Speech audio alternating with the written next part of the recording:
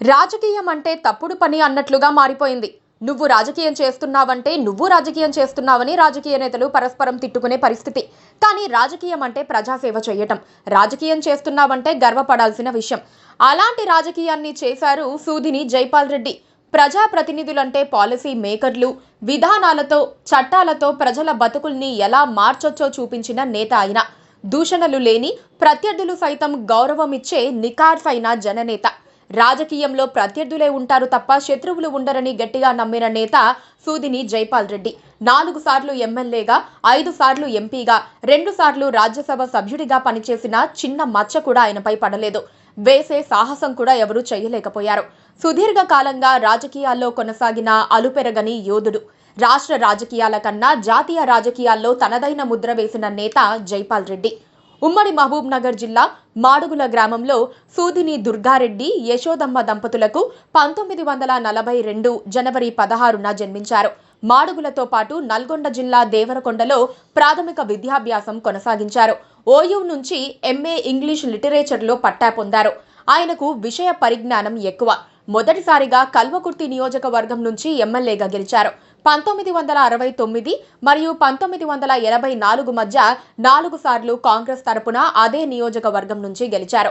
1984లో మహబూబ్ నగర్ లోక్సభ నియోజకవర్గం నుంచి మొదటిసారిగా లోక్సభకు ఎన్నికయ్యారు. ఇందిరాగాంధీ ఎమర్జెన్సీ వ్యతిరేకించి 1977లో జనతా పార్టీలో చేరారు. ఆ తర్వాత పరిణామాల్లో మళ్లీ కాంగ్రెస్ లో చేరారు. మిర్యాలగూడ లోక్సభ నియోజకవర్గం నుండి కాంగ్రెస్ అభ్యర్థిగా 1999, 2004లలో విజయం సాధించారు. 1990, 1996లలో 2 సార్లు రాజ్యసభ సభ్యునిగా వ్యవహరించారు. యూపీఏ హయాంలో ఆయన కేంద్ర మంత్రిగా పనిచేశారు. అలాగే గతంలో ఐకే గుజరాల్ క్యాబినెట్లో కూడా పనిచేశారు. 1998లో ఉత్తమ పార్లమెంటేరియన్ గా పురస్కారం అందుకున్నారు.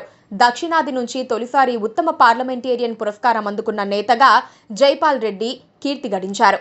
నమ్మిన సిద్ధాంతాన్ని ఆచరించడానికి ఎవరికీ భయపడేవారు కాదు. ఎమర్జెన్సీని వ్యతిరేకించి ఇందిరాగాంధీ పైనే పోరాడారు. 1977లో ఎమర్జెన్సీ సమయంలో ఇందిర ప్రభుత్వంపై అలుపెరుగని పోరాటం చేశారు. ఆ తర్వాత 1980లో మెదక్ పార్లమెంట్ సెగ్మెంట్ నుంచి ఇందిరాగాంధీపై పోటీ చేసి ఓటమి పాలయ్యారు. అనంతరం 1985 నుంచి 88 వరకు జనతా పార్టీ ప్రధాన కార్యదర్శిగా పనిచేశారు. తర్వాత మళ్లీ కాంగ్రెస్ గూటికి చేరారు. రాజకీయాల్లో అలుపెరగని యోధుడిగా ఆయన ప్రస్థానం సాగింది. పని చేయటమే తప్ప ప్రతిఫలం ఆశించని నేతగా ముద్రపడ్డ జైపాల్ రెడ్డికి పదవులు వెతుక్కుంటూ వచ్చాయి. ఆ క్రమంలో ఉమ్మడి ఆంధ్రప్రదేశ్లో కాంగ్రెస్ పార్టీకి పెద్ద దిక్కుగా మారారు. ఇక తెలంగాణ ఉద్యమ సమయంలో ఆయన కీ రోల్ పోషించారు. అప్పుడు సీఎం కుర్చీ ఎక్కాలని హైకమాండ్ ఆఫర్ ఇచ్చినప్పటికీ సున్నితంగా తిరస్కరించారనే పేరుంది. జైపాల్ రెడ్డి మంచి వక్త. అపారమైన మేధస్సుతో పాటు అందరినీ ఆకట్టుకునే విశ్లేషణలు ఆయన సొంతం. తెలుగు, ఆంగ్ల భాషల్లో ఆయనకున్న ప్రావీణ్యం అమోఘమైంది. వారి వ్యక్తిత్వం, ప్రజా సమస్యలను చూసే కోణం, మాట్లాడే విధానం అందరినీ ఆశ్చర్యపరుస్తోంది. పార్లమెంటులో ఆయన చేసిన ప్రసంగాలు గమనిస్తే ఆయన ఏ అంశాన్ని ఉపరితలంగా, ఆరోపణలే ప్రధానంగా చేసుకుని మాట్లాడారని తెలిసిపోతుంది.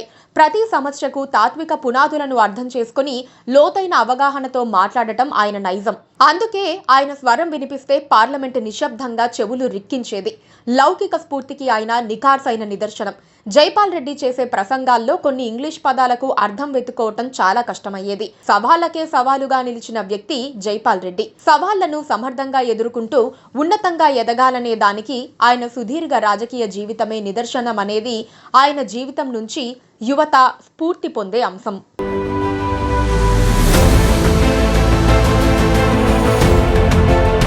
Please subscribe